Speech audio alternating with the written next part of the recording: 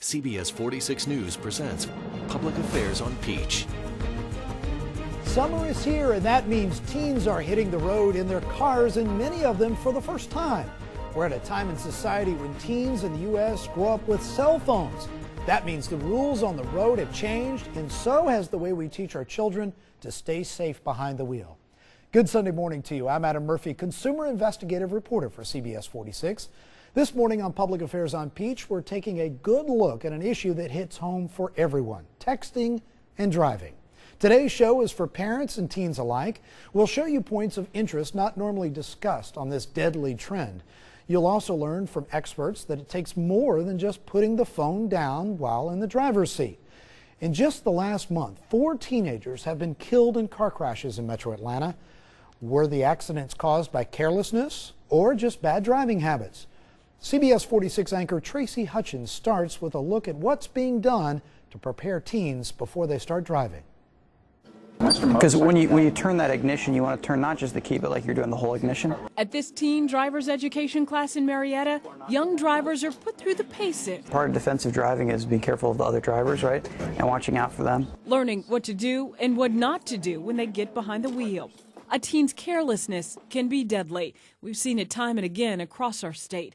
The Georgia branch of the Safe America Foundation, a nonprofit organization created to improve safety awareness, says 6 out of 10 fatal accidents involving teens happen on rural roadways. In rural areas, they probably drive faster than they should, not because they think they can get away with it, but because there's not as much traffic so they can go faster. So I think some of this is just an unfortunate reality that kids will take risks. So here in the classroom, with the help of simulators, students like Sarah Kufrovich, who's taking her first driver's ed class, can learn just how to control her vehicle before she ever hits the road. I've never experienced what it's like to drive on ice or in rain, and it's nice to see exactly what could happen, but under controlled circumstances, so you're not on the road and it's not dangerous. Now, right now, we're in the deadliest days of driving when it comes to your teenager. The latest research from AAA shows if a teen is going to die behind the wheel, it's likely to happen in the 100 days following Memorial Day. AAA also found 5 of those days alone are in July. The National Safety Council estimates 30% of all accidents are due to distracted driving. Texting and driving rules vary by state, and here in Georgia, texting and driving is against the law for everyone. Former Governor Sonny Perdue signed Caleb's law in June of 2010. It bans texting and driving for everyone. Adult drivers face a $150 fine if caught. Teens under 18 face even tougher penalties for even talking on a phone while driving. Yet we see this every single day at traffic stops, on the highway, in town. Cell phones abound. Our first expert on the show today is Marie Burrell, the founder of the Texting Organization Against Distracted Driving, or TOAD. Welcome to the show, and I see a toad peering over your shoulder there. Yes, this is Miss Toad, and thank you so much for having us. Remember what we told you. Remember what we told you. What did you told you? Drive safely, text tastefully, and socialize sensibly. And so tell me about why you began and created this organization. Well, when Caleb was so tragically killed in 2009, the law came about in 2010. My son had just started driving, and I was just really touched by that. And I'm one of those people that I can learn from someone else's experience or story. I don't necessarily need to go through it myself. And I wanted to teach my kids to be safer. So I called myself getting my son a stick shift, thinking that, okay, all of his hands will be busy. He literally drove past me one day, driving his stick shift, texting on the phone, and driving with his knee. Wow. So I said, okay, and his friends were in the car. So I said, you know, something more has to be done. And that's when TOAD was created. And we just saw an image there of Caleb on the screen, which sort of prompted you to Exactly. take action and create your organization. I just had so much empathy for that mother's pain.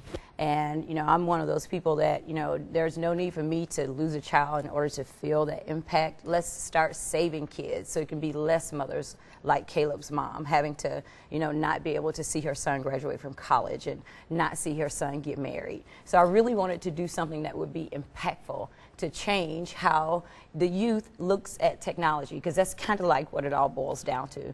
We all know that laws do not change behavior, so what has to change is the behavior. Are you familiar with Caleb's story? Yes. And can you, for those that aren't, can you just give us a brief, summary of what happened? He was basically on Christmas break, driving from Athens, and on his way back to his parents' house, and he was texting and driving, and he was killed tragically. I mean, it's just even heartbreaking to think of. I was born in Athens. There was so many things about it that just kind of touched me. My son could have easily been taking that same route back to Atlanta. So we came up with something that would do something to help change the behavior. It's such a different generation now these days than when we were growing up. Absolutely. So what are the factors that kids are faced with? Obviously they have phones, but there's just a lot of distraction going on. Well, I mean, just think about this. Most kids have access to a cell phone by about age 3. I know my niece can get my phone and pull up her favorite games that she likes. Most kids get access to mobile technology at least around age 9 with Nintendo DS's, with Game Boys, and I mean they have access to the internet, and I mean that's mobile technology that moves around. And then most of them get a cell phone by the time they're like 8 or 10, between the 5th and 10th grade. So here they are with this piece of technology that keeps them connected to all things, and they're not just living this, they're learning it from their parents as well. And then they start driving and we say, put the phone down. Yeah. So I think it's just more, we need to do more to change the behavior far earlier. Yeah, and who doesn't do this? I mean, that's the scary part about it. Who hasn't got behind the wheel and looked at their phone in some fashion, whether they're trying to dial or text or email? Even using maps. There's so many things you can do on a phone now. It's funny, texting and driving. I say texting and driving, but it's so many things you can do on a phone. I mean, who has Vine? A 6-second video. So many people do Vine videos while they're driving. Scary. On social media, things like Facebook. Then you're talking about emails, your calendar. So many things that you can do on the phone, which is great. The technology is there to help us and not to hurt us. But it's just changing the mindset of understanding that the same way this technology keeps you connected, it can also take a message. Marie, one thing, what can parents do to teach their kids? What would you suggest they do? Well, what I would suggest parents do is to help elicit the people in the back seat and the passenger seat. I actually would like to speak directly to them. All you passenger seat and back seat riders and drivers, I'm talking to you. Allow yourself to become a designated texter for your parents. So that way you're helping out. Be that reminder for your parents that say, pick me, not the phone. We want to live. We want to get to our destination there. And I think adding the youth in, they are so smart, so intuitive. They will be the generation that changes all of this. You need more than a DD, you need a DT, a designated texter. Yes. Marie, great job. Thank you for that input, and good luck with what you're doing and raising awareness. Thanks so much.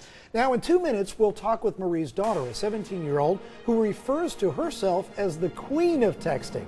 Hear firsthand on the dangers of texting and driving from a viewpoint you normally don't get.